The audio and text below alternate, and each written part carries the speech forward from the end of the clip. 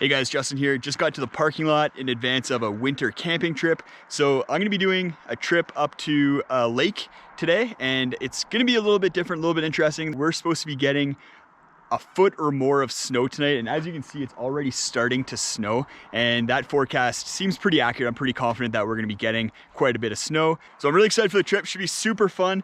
A lot of snow coming, which is gonna make camp really interesting. There's a few things at camp that you have to do when you're gonna be getting a foot of snow in order to prepare for that. So we're gonna go over that once we get up there.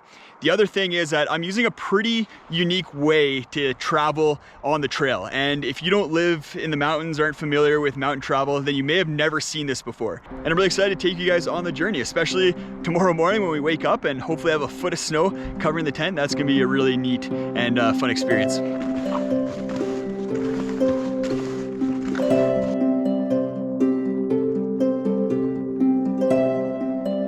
So we're in a winter wonderland. Look at this. I love this kind of area. Snow on the trees, snow on the ground, snow slowly falling out of the sky. Winter activities, winter camping, pretty phenomenal, pretty beautiful. But I promised you guys that I would talk about how I'm traveling. So I'm not snowshoeing, I'm not hiking, I'm not even cross-country skiing. What I'm doing is I'm using alpine touring boots, bindings, and skis. So this is the same kind of setup that I would use for backcountry skiing in order to get up the mountain. So how it works is that you have a binding, and there's two parts to it. There's a toe piece that has two pins that when you step into the pins with your boot has two slots in it that those pins go into. And then what that does is it creates a pivot point so that when you're going on flat ground like now, you can walk and your toe is able to pivot, kind of like if you're on cross-country skis. And that brings you probably to the question of, okay, so how do you get traction on the snow if you're going up a hill? And in order to do that, you install what are called skins on the bottom of your skis. So it's a piece of material that on one side is sticky, so it sticks to the bottom of your ski. And then on the other side, it's little hairs that only go in one direction, so that when you slide the ski forward, you glide. And then when you're needing to get grip, those hairs give you grip so you don't slide backwards. So really cool system. We're gonna skin forward and get through this nice beautiful forest here.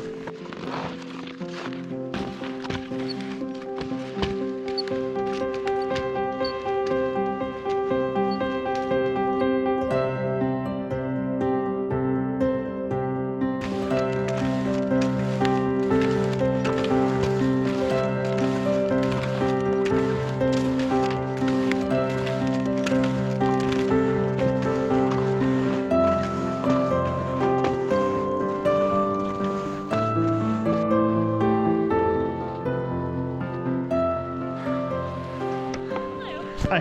So I just got passed by some skiers going in the opposite direction. Same kind of setup that I'm on. And that's what I'm really kind of looking forward to tomorrow. And one of the other reasons why I chose this setup versus hiking or snowshoes is that it's all downhill from the lake to the parking lot. So I'll be able to just ski the entire way. And instead of it taking a couple hours to get back, it'll take me, I don't know, maybe 30 minutes.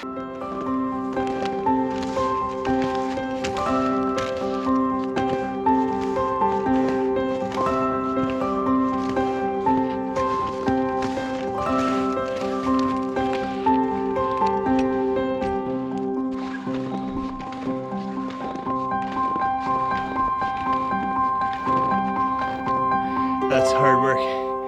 I'm sweatier than the guys on Tayshia's season of The Bachelorette during hometowns. So we're about halfway. Definitely some hard work. We're going uphill the entire time. But as you can see, there's starting to be quite a bit of snow. So we're gonna be at about elevation of the ski hill, and the ski hill has reported that they've gotten 2.5 meters of snow so far this year, and their base is about 1 meter. So that's 1 meter of consolidated snow, or about 3 feet. We don't quite have that here, but we also have another 500 meters of elevation gain before we get to the campsite. I am super curious to see what the conditions are like at the campsite. There's some things that you need to do when camping on top of really deep snow that are a little bit different than if the snow is really thin or if you're camping in conditions where the ground is bare. And we're gonna go over all that stuff at camp. I'm gonna show you some tips, some tricks, and what I do to set up camp in really deep snowy conditions like this.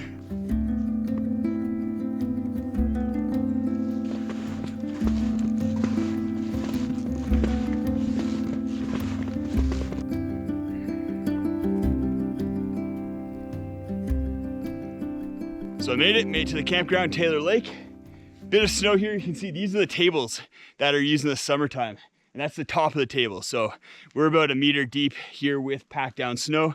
And that trip took me about 2 hours to cover 6 kilometers. So about 3 kilometers an hour. Not super fast, but faster than if I was on snowshoes or probably in hiking boots.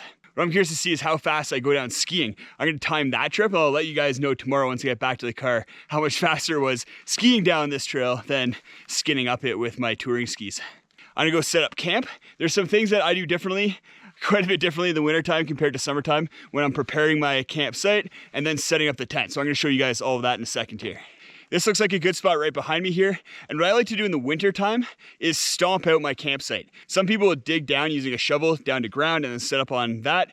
I prefer setting up on top of the snow by just flattening out and compressing the snow. And I'll show you guys how to do that. And there's a few different reasons why I like to stomp out a tent pad as opposed to digging down to ground.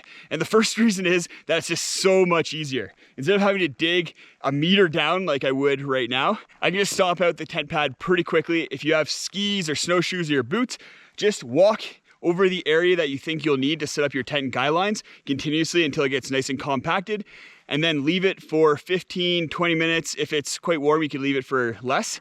And then it should be nice and hard and provide a really good surface to set your tent up on. The other reasons why I prefer to stomp out a tent pad and set my tent up on that is, one is safety. If you are digging down 1 meter and setting up your tent in that pit and you get a foot of snow like we're gonna get tonight, you can get buried. Another reason is protecting the vegetation. I'm in a pretty sensitive alpine environment right now, and I don't want to be digging down and setting up on sensitive vegetation, impacting that when it's in a sensitive state like at wintertime. I'd rather set up on snow and have that buffer between me and the ground.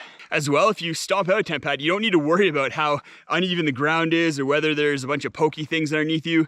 You just stomp it out, it gets flat on its own, and then you're all set and you can set your tent up. I'm gonna set up my tent now. I brought the Nemo Tenchi 2P tent. It's a tent that's really good in wintertime. There's a couple features that it has that makes it optimal for conditions like we're about to experience, where you're getting a whole bunch of snow overnight, and I'll show you those features once I get the tent all set up. So Nemo Tenchi, this is a mountaineering specific tent, so it's made for these kind of conditions. I'm at 2,000 meters elevation right now, so I am getting up into the alpine, more mountainous terrain, and I might be able to show you some views in a second here. You can see the mountain maybe peeking through back there, and then there's Taylor Lake. Kind of just looks like a snowy meadow. But the features that the Nemo Tenchi has that makes it great for wintertime is, first of all, and most important, is that it's really steep side walls. So with those steep side walls, you're not gonna have snow accumulating on top of them and then putting load on the tent. Snow, dry snow, weighs up to 10 pounds per square foot, and then wet snow can weigh up to 30 pounds per square foot. So you can get a lot of snow load on a tent if you don't have a tent that's made to shed snow really easily. The Tenchi has those steep sidewalls, but it also has really good guy out points that I'm gonna install in a second here that pulls those sides out and helps shed snow even better, as well as helps it when it's really windy out. Another thing that the Tenchi has that's awesome is this vestibule. This vestibule out front is really good in the wintertime. You can store all your gear in there, as well as, if need be, cook if you're in a really big blizzard. This tent has been awesome for me. I love this tent. If you're interested in any of the gear that I was wearing today or have been using, I'll post a link in the video description where you can go check any of that gear out, as well as a full list of what it was. And to get there, you just click the little arrow that's to the right of the video title. I'm gonna get the rest of my pack unloaded into the tent, cook dinner. I'm really excited to show you guys tomorrow morning how much snow falls. It's dumping right now. You can see I just set up the tent and you can see how much accumulation there's been. And it's supposed to only increase over the course of the night.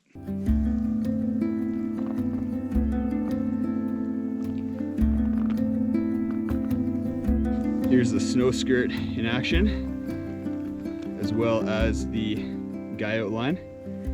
So I got some snow in the pot here.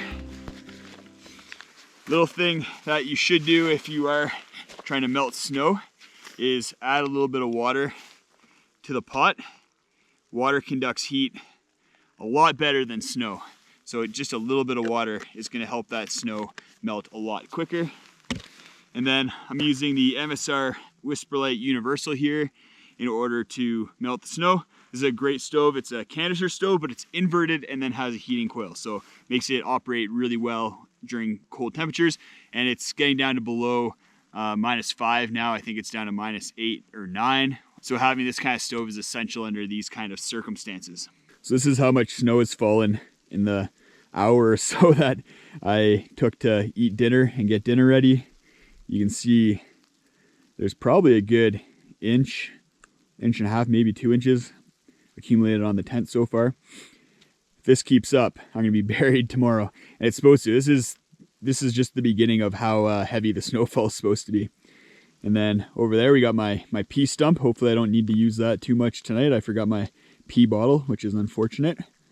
So yeah, I'm gonna hop on in, gonna have a good sleep. Got a big day tomorrow, and I'm really excited to see what I'm gonna wake up to. All tucked into bed.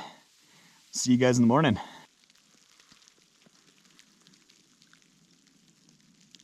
Good morning, guys. Another good backcountry winter camping sleep. That was really good sleep. Probably got down to -10 degrees Celsius last night, so nice and toasty warm, especially in this sleeping bag. This sleeping bag's almost too warm for that temperature. I'm gonna get everything packed up in the tent, and then we'll head outside and check out what the conditions are like. So this is the tent this morning. We got a bit of snow last night. Holy moly.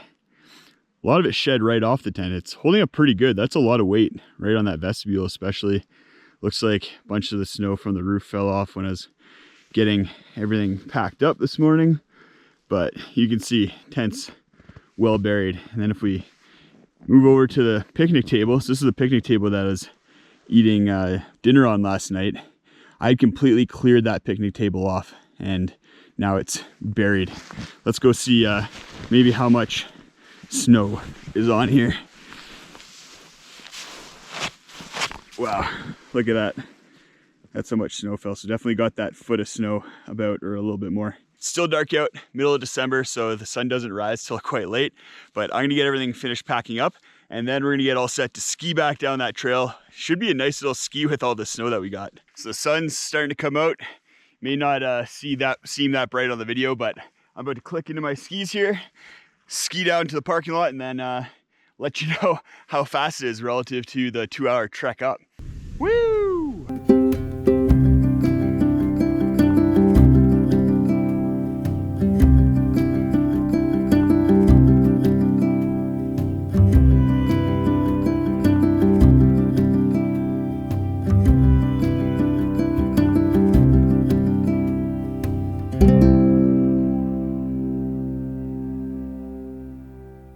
Made it back to the car, just under an hour, so quite a bit faster than heading up.